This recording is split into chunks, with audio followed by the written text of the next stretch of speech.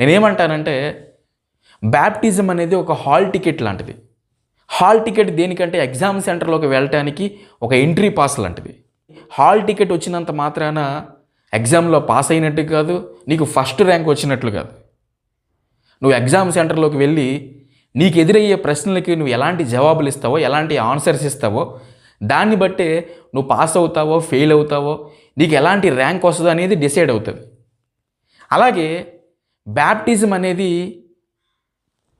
క్రైస్తవ జీవితాన్ని ప్రారంభించడానికి ఒక ఎంట్రీ పాస్ లాంటిది. బ్యాప్టిజం తీసుకోకుండా ఒక మనిషి క్రైస్తవుడు కాలేడు, క్రైస్తవ జీవితాన్ని ప్రారంభించలేడు.